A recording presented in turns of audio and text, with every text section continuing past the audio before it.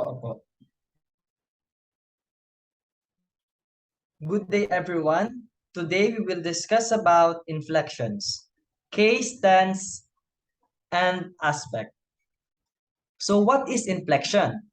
Inflection refers to a process of word information in which items are added to the base form of a word to express grammatical meanings.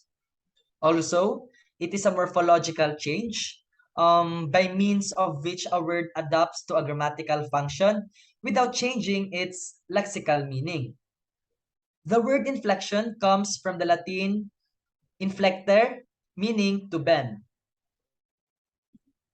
Case. Case refers to the way a word's form is changed or altered to achieve a new specific meaning. It is also defined as the alteration of a word's form by adding a suffix to it or by changing the form of a base word.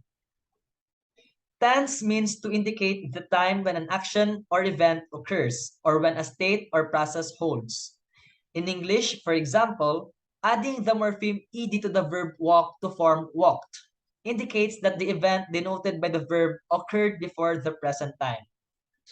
Aspect deals with the internal constituency of actions, events, states, processes, or situations. For instance, it may indicate that an action is completed or still ongoing.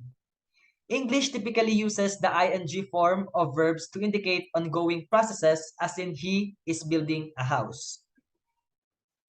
Inflections in English grammar include the genitive apostrophe s, the plural s, the third person singular s, the past tense d, ed, or t, the negative participle np, ing form of verbs, the comparative er, and the superlative est. While inflections take a variety of forms, they are most often prefixes or suffixes. They are used to express different grammatical categories. For example, the inflection S at the end of dogs shows that the noun is plural. The same inflection S at the end of runs shows that the subject is in the third person singular, she or he runs. The inflection ed is often used to indicate the past tense changing walk to walked and listen to listened. In this way, inflections are used to show grammatical categories such as tense, person, and number. So we have inflections to indicate a word's part of speech. We have the prefix n, for example, transforming the noun gulf into the verb engulf. Then we have the suffix transforming a verb into a noun, for example, read into reader. In the frameworks of English, Kim Balliard writes, verbatim, when considering inflections, it can be helpful to use the notion of a stem. Stem which is what remains of a word when any inflections are removed from it. In other words, inflections are added to the stem of a word. So frogs is made up of the stem frog and the inflection s, while turned is made up of the stem turn and inflection ed. Next slide. So here we have the inflection rules. On the leftmost part, we can see the part of the speech, its grammatical category, the inflections used, and their examples. So first, we have the word flower, which is a noun, added with the inflection s, turning flower into flowers, showing how many flowers there are, or the number of the thing that we have.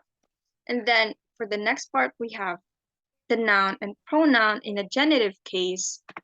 In this sense, it means that it shows possession by the addition of the inflections apostrophe s, apostrophe, or just s. For example, we have the name Paul into Paul's, Francis into Francis's, and it into its.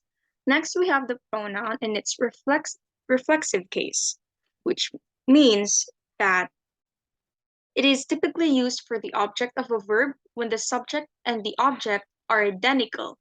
For this, we have him to himself, them to themselves, with the inflection self and selves.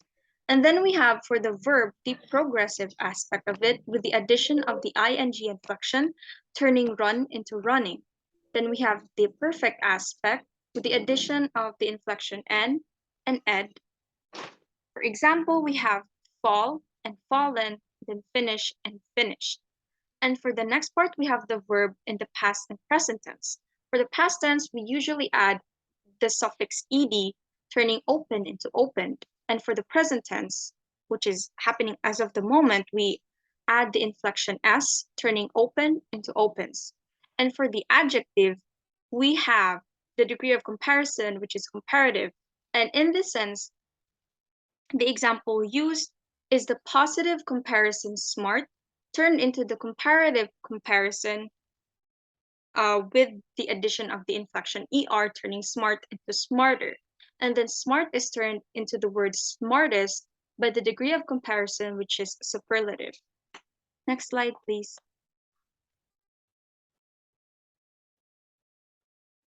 So here are the things that we have to take note of. Some are inflected using sound changes known as vowel alternations, the most common of which are ablouts and umlauts. So ablouts are actually vowel alternations that produces such related words. For example, we have sing, sang, sung, and song, which uses different tenses for a single word. Then we have umlauts, which is basically a diaeresis, or from the Greek word divide, which are the two dots atop of a vowel. So another example for an ablaut is the word teach having the past tense being taught instead of teached. So likewise for the word goose, which is turned into geese when it is pluralized. And other irregular plurals include the word oxen, children, and teeth. And there is also types of words which are called invariants, which are never inflected no matter what the context. We have words like must and ought. And also types of words that are the same whether they're singular or they're plural. We have bison, deer, moose, salmon, ship, shrimp, and squid. Thank you very much.